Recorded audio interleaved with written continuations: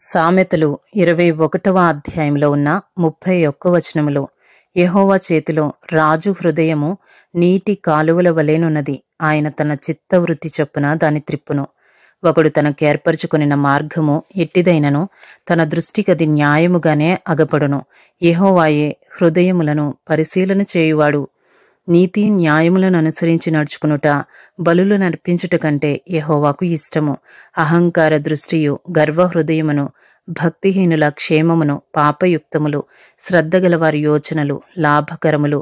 తాలిమి లేక పనిచేయువానికి నష్టమే ప్రాప్తించును. అబద్ధములాడి ధనము సంపాదించుకునుట ఊపిరితో సాటి. దానిని కోరువారు మరణమును కోరుకొందురు. భక్తిహీనులు న్యాయము చేయనొల్లరు.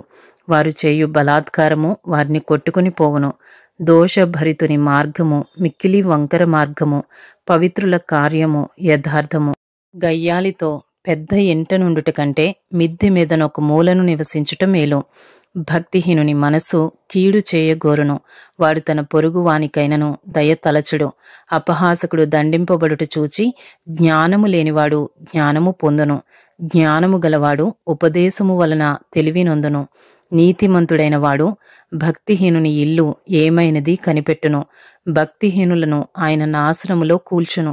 దరిద్రుల మొర్ర వెనక చెవి మూసుకునివాడు తాను మొర్రపెట్టునప్పుడు అంగీకరింపబడడు. చాటున ఇచ్చిన బహుమానము కోపమును చల్లార్చును.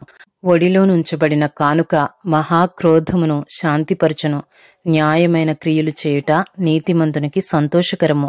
పాపము చేయువారికి అది భయంకరము. వివేక మార్గము విడిచి తిరుగువాడు ప్రేతల గుంపులో కాపురముండును. సుఖభోగముల యందు వాంఛగలవానికి లేమి కలుగును. ద్రాక్షారసమును నూనెయు వాంఛించువానికి ఐశ్వర్యము కలుగదు. నీతిమంతుని కొరకు భక్తిహీనులు ప్రాయశ్చిత్తమగుదురు. యథార్థవంతులకు ప్రతిగా విశ్వాసఘాతకులు కూలుదురు. ప్రాణము విసికించు జగడగొండి దానితో కాపురము చేయుట కంటే అరణ్య భూమిలో నివసించుట మేలు. విలువగల ధనమును నూనెయు జ్ఞానుల ఇంట నుండును. బుద్ధిహీనుడు దాని వ్యయపరచును.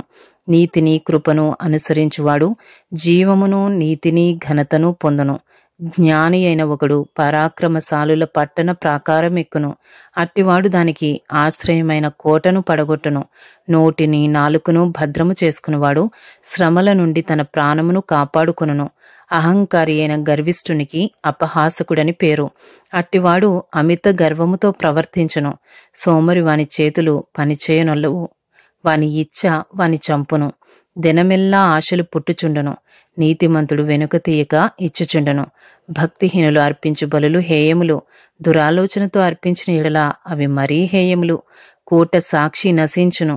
విని మాట్లాడువాడు సత్యము పలుకును. భక్తిహీనుడు తన ముఖమును మార్చుకొనును. యథార్థవంతుడు తన ప్రవర్తనను చక్కపరుచుకొనును. యెహోవాకు విరోధమైన జ్ఞానమైనను వివేచనయైనను ఆలోచనయైనను నిలువదు.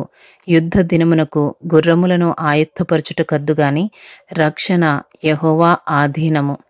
ఇంతటితో సామెతలు 21వ అధ్యాయంలో ఉన్న 31 వచనములు పూర్తి చేయబడినవి.